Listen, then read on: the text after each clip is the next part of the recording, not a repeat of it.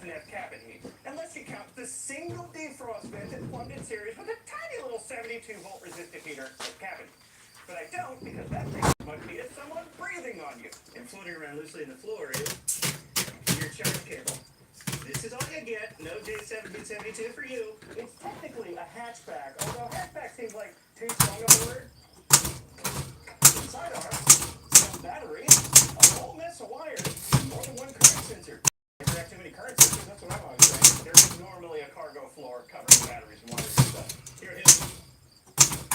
It's like political science theory. This is the cargo floor. By the way, you can buy a Spira new today. A deposit of $100. Despite this, the Spira website has almost no information available about the cars. The website has way more information available about Lon Ballard himself than it does about the cars that he sells.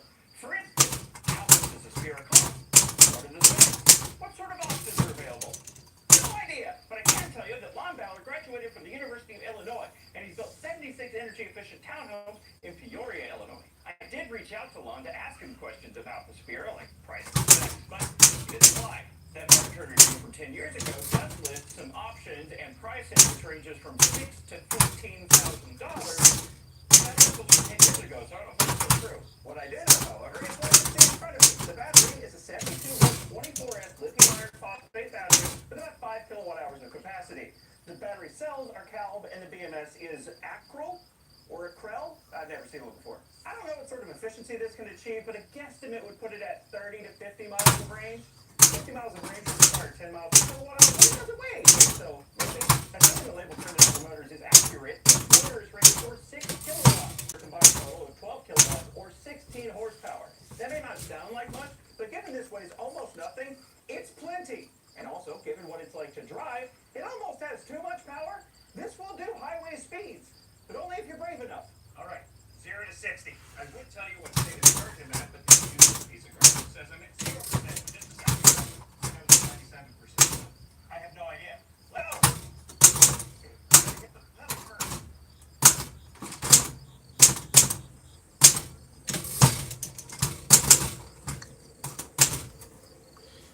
Oh boy. Oh, the door fell open.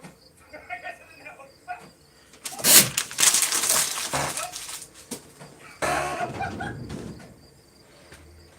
Oh my, I give up.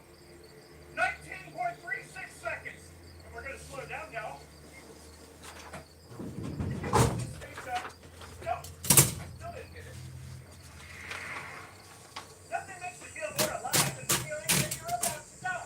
And that's why the steering makes me feel more alive than any other car I've driven.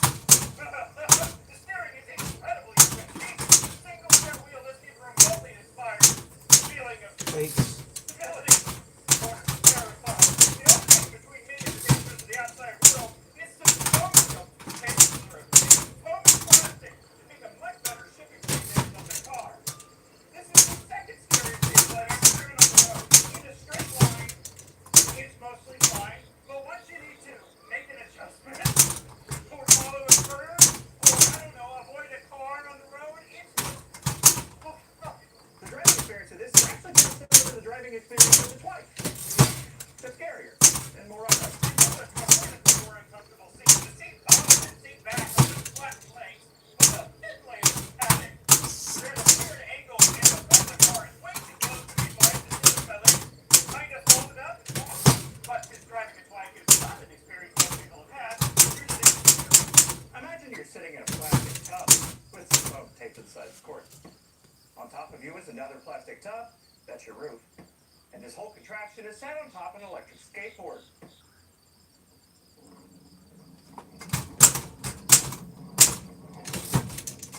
About how it feels to be in a Spirit. So you talk about Dr. I just got done with a long day of filming at a secret undisclosed location in southern Illinois, right off Highway 3. And I'm dead.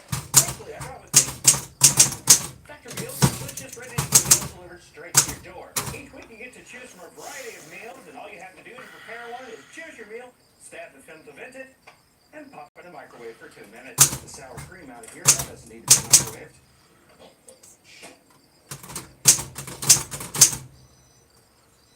This is loaded baked chicken. The sun is directly in my too busy and forget to eat.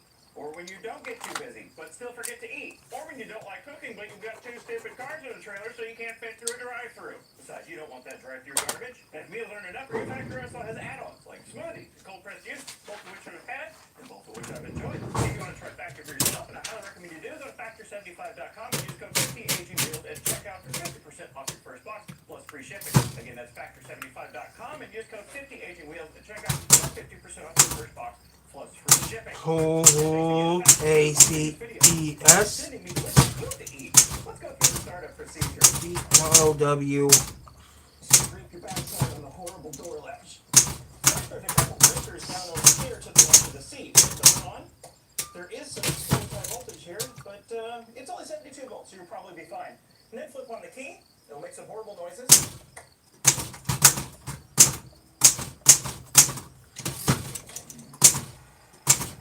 And that's it. It's on. It's also in drive. Yogurt. The throttle pedal is live. There's only forward and reverse. There's no neutral unless you count this kill switch here. There is a parking brake down here. And don't forget ING. Put the seatbelt on. Come on, give me the seatbelt. Oh yeah. Now I feel safe. You gotta hear the low speeds.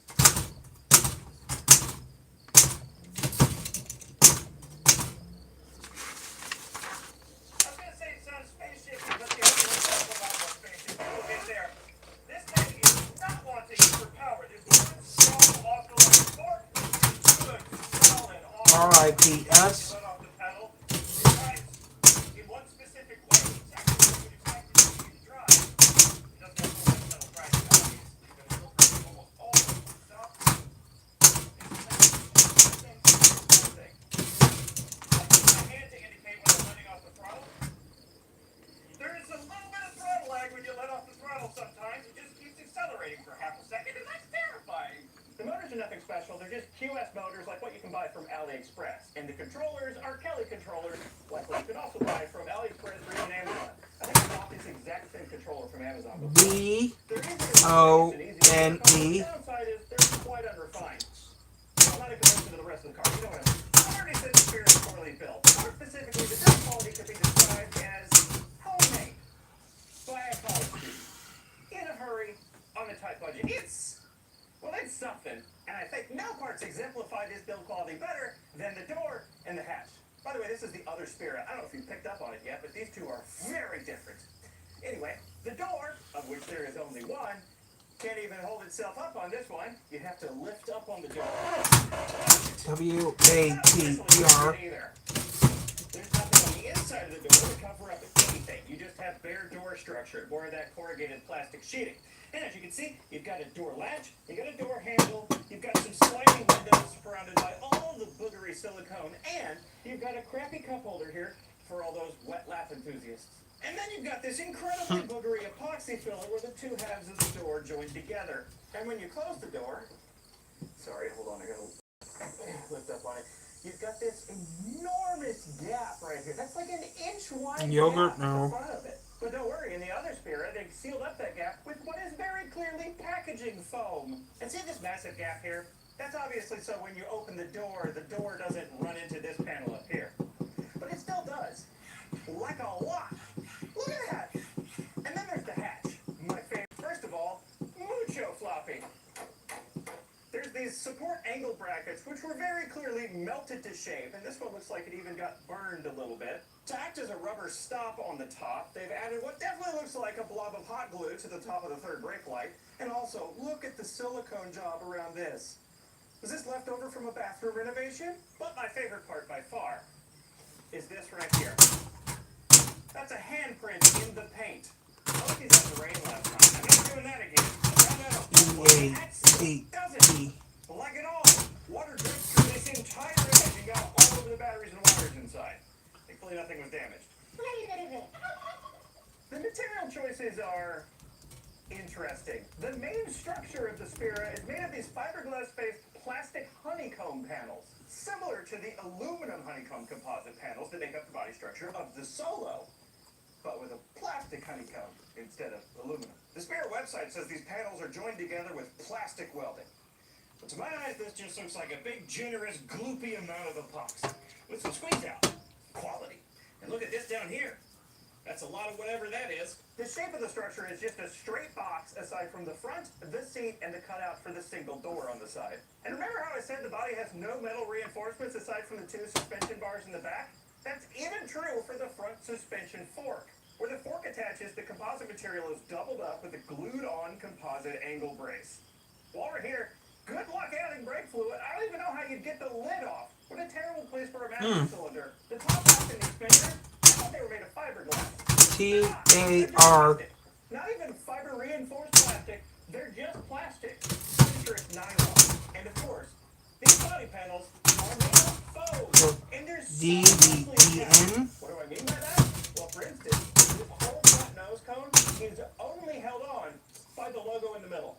Nothing else unless you count the through hole for the windshield wiper. This is the only thing holding this whole piece on. Similarly, this whole back panel is only held on by the license plate and this rear camera bracket. But what's weird is the mixture of parts they use. Some of the bits look like whatever Jimmy found in the back dumpster that day. Like the hinges for the hatch, the freaking bath mat in the floor, or, you know, the plastic honeycomb panels that make up the body structure. But other parts are totally custom-made factory parts specifically for the Spira, like the windshield, the entire upper half of the body. The mold for that plastic bit must have been enormous. And of course, all these giant foam chunks had to have a custom mold too. They even molded the brand name into the foam on the steering tiller. It's such a weird mixture of high effort and low effort. It's like they hired a proper engineer to design this car, but he quit after 2 months and they never replaced him. And then there's how these parts fit together. Here's the left rear wheel. Stare at it. Memorize it. Now here's the right rear wheel. Look at it. Did you notice the brake disc was on the same side? And this brake caliper with the parking brake doesn't fit in here at all. It's pushing the fender out by a good couple of inches. Oh, these fenders, they're barely attached. The one on the left side over there is held on by one single bolt. I don't know what sort of glue they use for the mounting tabs, but it sucks and they've all broken off. The thing is such a... well, it's hilarious. That's what it is. So I gravitate to cars like this. They're funny. When they're not actively trying to kill you, they're making you laugh. Oh yeah, I haven't mentioned the year of manufacture yet. This is probably a little bit new expected to be. This is from 2017. But remember, I bought 2 Spiras. This is definitely the better of the 2, despite being the older one. The other one is from 2021. It's only 4 years old, and it's quite a bit different. Spira number 2 is a different model of Spira that I didn't even know existed before this one popped up for sale. Compared to the first Spira, it's lighter, it has different wheels and tires, entirely different suspension design, it has different motors, it has double the battery capacity, it has a steering wheel instead of a steering tiller, and this is the big one, did you notice? It has 4 wheels! Look, it's got a whole subframe, double wishbone, rack and pinion steering, some coilovers. It's all there. The brake master cylinder is even more obscured in this one. It's way up there. There's no chance of getting to that. It looks so goofy too, because the front wheels are so close together, it kind of looks like a person doing this.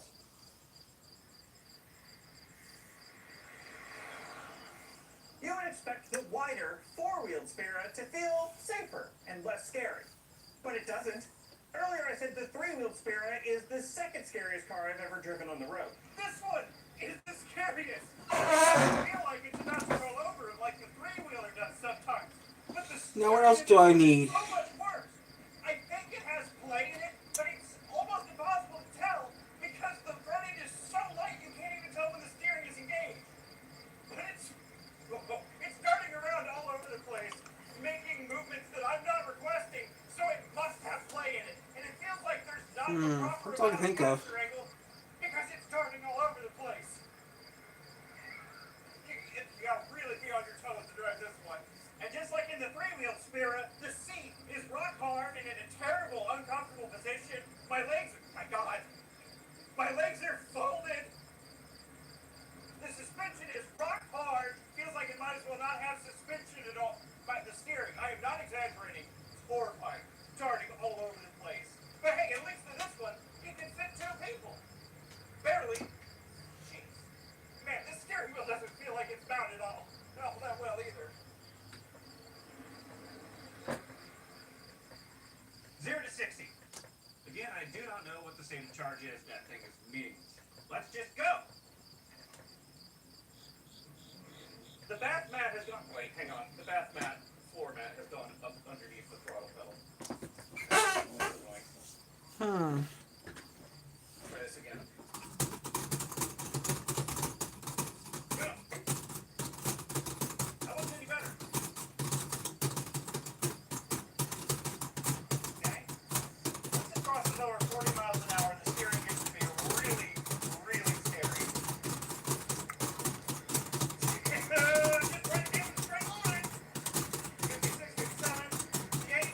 Please don't make me stare at this. 20 seconds. So this is marginally slow. It's still accelerating. This is marginally slower. Emergency braking.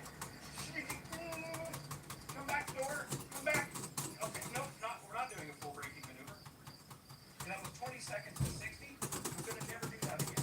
If you're anything like me, you'll look at the four-wheel version of the Spera, and the first question that will pop into your head is, how is this road legal? With the three-wheel Spera, there's no mystery here. As any cheap up-and-coming automaker will tell you, if you want to build a car and sell it to people, but don't want to have to deal with all those pesky regulations and crash safety standards, all you have to do is remove a wheel and boom! It's not a car anymore, it's a three-wheel motorcycle, you don't have to worry about any of that crap. And this is beneficial to consumers too. It allows me to go out and buy any death trap I want, so long as it has a wheel removed, making it less stable. It's a great system. Actually, there is one thing that confuses me. In the U.S., three-wheel vehicles like this one are required to have a center mass headlight, which this doesn't have. I don't know how they got away with that, but I'm not going to worry about it. But this isn't a three-wheeler. It's a four-wheeler. So how is this four-wheel vehicle that clearly doesn't comply with, like, any federal motor vehicle safety standards road legal? It isn't! The build sticker under the dash says this is a utility terrain vehicle. The title says it's an ATV. But notice the sticker under the dash says this vehicle conforms to all federal motor vehicle standards. Not safety standards, just standards. Legally, this isn't a car, so I can't get plates for it. In my state, the experience came from Arizona. And due to a mix-up at the random dealership that these cars came from, rather than specifically this one getting signed over to me, it was signed over to the friend who went and looked at it for me. Who lives in Arizona? Fun fact about Arizona, in Arizona, you can get license plates for an ATV. So I told him to go ahead and register it. So it's road legal now with Arizona plates. And by the way, this is only temporary. I plan to transfer the title over to my name after this video is done. I just wanted it road legal enough to make this video.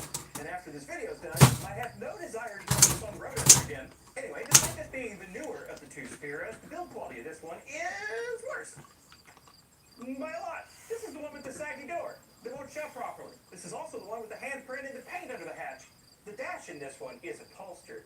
But oh my god, look at it! It's so bad! It's like a kindergartner made it. The foam wrapping the steering tiller and the three-wheeler is janky, but this is a whole new level. And if you lift up this upholstery, you can see the steering column bracket, which is just... It's a work of art, that's what it is. And you can really see the plastic honeycomb composite material that makes up the body structure. And some lovely epoxy fillet here. I'm pretty sure this is the same foam dash that's in the three-wheeler, but it's cut in half to accommodate the steering column. And my favorite part, it is so loosely attached. It's just sitting here. There's one screw up here that I can see, and there's two screws on the side that are just not attaching it. Look at the lovely caulk job around these pieces. This little turn signal plug mounted on the A-pillar. Well, the mounting holes for those are still here on the four-wheeler, so they just filled them up with caulk. And when you're done looking at the caulk around the mirrors, look at the adhesive around the windshield. They even smeared them onto the windshield at the bottom here. The person that put this one together, were they drunk? Was it their last day? Did their mom just die? What was going on? There's also the silicone smeared around this reflector. The silicone smeared around this light shield, which is actually the only thing holding this light shield in place. There's no upside as well over here. Take a look at how this front subframe was assembled. Yeah, that's not centered. I think they missed welding on the front entirely, and over here it's just some nice solid booger welds. And what's going on with this one? They missed the pipe. I didn't notice this until I tried to pick this one up. At the front end, it is substantially weaker on this one because there's a giant cutout for the front wheels. I don't even think I could pick up the front of this one without it breaking off. And yes, you can pick up the front end of the three-wheeler. It's very light. And there's a upholstered pad on the inside. That's just award-winning. Both Speras are like this. Back inside, this one has a different set of equipment. This one has two speedometers. They don't agree with each other, and that one's in kilometers per hour for some reason. And the information about the battery is split between these two screens, and neither one of them is correct. See how this one says the battery is fully charged? That's not correct. And see how this one says the battery is currently discharging at a rate of 86 amps? That's also not correct. This one also has a different array of switches. You have classic footlight, backwards turtle, wimpy fan, and hazard lights. And here's the defroster vents in the four-wheeler. There's twice as many as in the three-wheeler, and they do almost exactly. But you also have these two unlabeled warning lights. No idea what they indicate. And this unlabeled switch. No idea what it does. It's on right now. Nothing changed. Nothing changed. And because this one has a steering column, it has column stocks for your wipers and your lights. Here's what the blinker sounds like.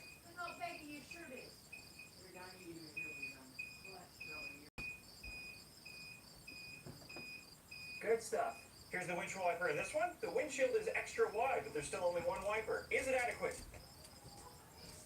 There's all this over here. No. The answer is no. The steering wheel is straight out of a Little Tikes car. It is such a cheap piece.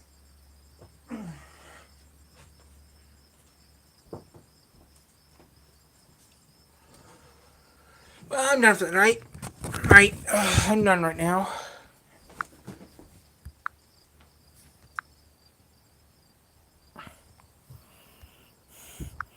I gotta do some stuff back on a bit.